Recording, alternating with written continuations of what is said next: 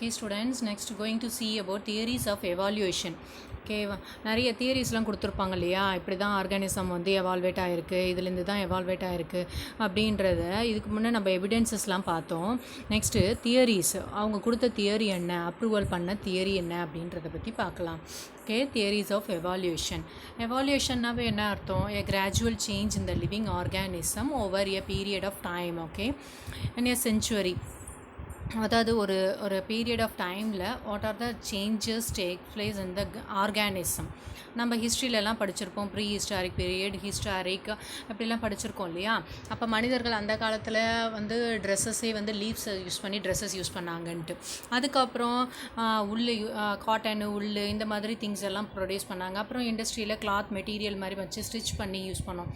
So இது மாதிரி gradual changes நம்மளோட எக்ஸ்டர்னல் அட்மாஸ்பியரில் கொண்டு வந்தோம் இல்லையா.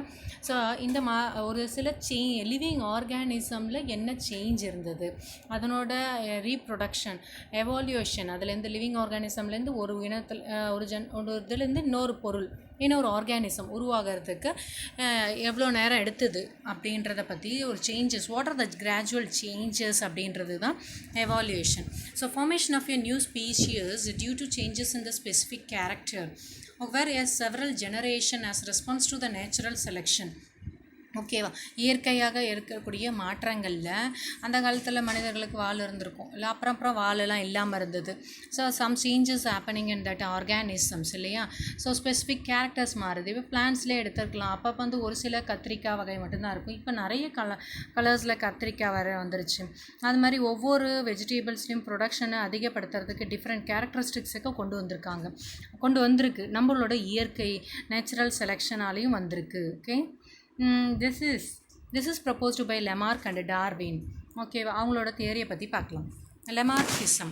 லெமார்க்கிசம் அவர் கொடுத்த தியரி தான் லெமார்க்கிசம்னு சொல்கிறோம். ஜீன் பேப்டிஸே அப்படின்ற சயின்டிஸ்ட், ஜீன் பேப்டிஸே லெமார்க் அவரோட ஃபுல் நேம். 1744 1829 ஃப்ரெஞ்ச் நேச்சுரலிஸ்டாக இருந்தவர்.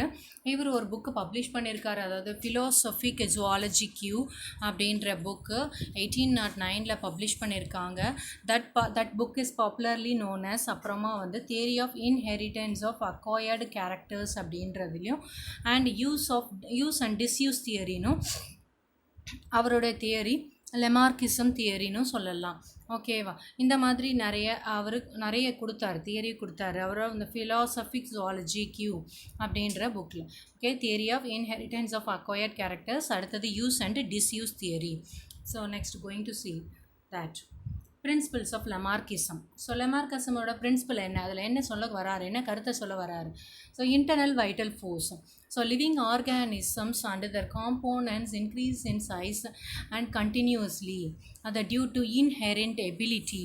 ஸோ பாரம்பரையாக வளர்ந்துக்கிட்டு இருக்கக்கூடிய ஒரு இன்ஹெரண்ட் எபிலிட்டியால் தான் லிவிங் ஆர்கானிசம், அதனோட காம்போனன்ட்ஸ், அதனோட பார்ட்ஸ், ஆர்கானிசம் சைஸில் இன்க்ரீஸ் ஆகிக்கிட்டே இருக்குது கண்டினியூஸாக அப்படின்றது இன்டர்னல் வைட்டல் ஃபோர்ஸ்.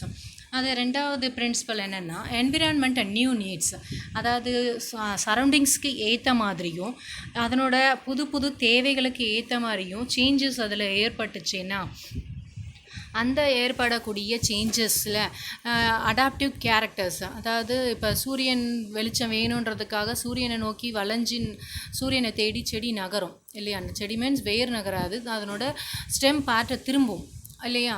ஸோ அதனோட அடாப்டிவ் கேரக்டர்ஸாக மாற்றிக்கிது. And development of new parts of the body and also அந்த அடாப்ஷனுக்காக அதுக்கு ஏற்ற இடத்துக்கு ஏற்ற சூழ்நிலைக்கு ஏற்ற மாதிரி மாற்றிக்கக்கூடிய ஒரு சில கேரக்டர்ஸ்க்காக புது பார்ட்ஸ் நம்ம பாடியில் டெவலப் ஆகிறது. அந்த பாடியில் இன்னொன்று அது use and disuse theory. So ஒரு ஆர்கன் வந்து கான்ஸ்டண்ட்டாக யூஸ் பண்ணிக்கிட்டே இருந்தது அப்படின்னா அந்த ஆர்கன் நிறைய டெவலப் ஆகிக்கிட்டே இருக்குமா, பெருசாகிக்கிட்டே இருக்குமா. ஒரு ஆர்கனை நம்ம யூஸ் பண்ணவே இல்லை ரொம்ப நாளாக அப்படின்னா அந்த ஆர்கன் வந்து டீஜெனரேட் ஆகிடும். இதுதான் use and disuse theory. Use பண்ணால் பெருசாகிக்கிட்டே போகும், யூஸ் பண்ணலைன்னா சின்னஸாக டீக்ரேட் ஆகிடும். இதுதான் யூஸ் அண்ட் டிஸ்யூஸ் தியரி. அதாவது எக்ஸாம்பிள் பார்த்தீங்கன்னா ஜிராஃபி. அந்த காலத்தில் ஜிராஃபிலாம் குட்டி நெக்காக இருந்தது, 4 லிம்ஸும் சின்னதாக இருந்தது. அப்போல்லாம் நிறைய தழைகள் செடி கொடிகள்லாம் பக்கமாக இருக்குது. ஸோ இப்போ செடி கொடிகள் அதுக்கு எட்டாததால் எட்டி தழை செடி பழம் அப்படி பழங்கள் பறித்து சாப்பிடும்போது எட்டு எட்டினதால் அதனோட கழுத்து ஃபோர் லிம்ஸும் நீண்டதாக கருத்து சொல்லப்படுது. கிவி பேர்டு, அதே மாதிரி கிவி பேர்டும் டீஜெனரேட்டுக்கு ஒரு எக்ஸாம்பிள். ரொம்ப நாளாக யூஸ் பண்ணாத ஒரு ஆர்கன் அதுக்கிட்ட டீஜெனரேட் ஆகிடுச்சு. அந்த காலத்தில் இருந்த கிவி பேர்டுக்கும் இப்போ இருக்கிற கிவி பேர்டுக்கும் டிஃப்ரென்ஸ் இருக்குது. So that is due to organ degenerates. Theory of inheritance of acquired character. So acquired கேரக்டரோட இன்ஹெரிட்டன்ஸ் எப்படி இருக்குது. ஸோ த சேஞ்சஸ் இந்த என்விரான்மெண்ட்டுக்கு ஏற்ற மாதிரி அனிமல் ரெஸ்பான்ஸ் பண்ணும் அந்த சேஞ்சஸ்க்கு. ஸோ அந்த சேஞ்சஸ்க்கு ரெஸ்பான்ஸ் பண்ணும்போது ஒரு சில அடாப்டிவ் ஸ்ட்ரக்சர்ஸ் எடுக்குது. அந்த ஸ்ட்ரக்சர்ஸை தான் அடாப்டிவ் கேரக்டர்ஸ்னு சொல்கிறோம். இப்போ இந்த ஜென்ரேஷனில் இங்கே இருக்க ஜென்ரேஷனில் அந்த அடாப்டிவ் கேரக்டர்ஸால் ஒரு சில சேஞ்சஸ் வந்தது அப்படின்னா இந்த சேஞ்சஸ் ஆனது அடுத்த ஜென்ரேஷனுக்கும் கண்டினியூ ஆகும். ஆட்டோமேட்டிக்கலாக சேஞ்சஸே இல்லாமல் அந்த ஆஃப்ஸ்ப்ரிங்ஸ்க்கு ட்ரான்ஸ்ஃபர் ஆகுது இன்ஹெரிட்டன்ஸ்.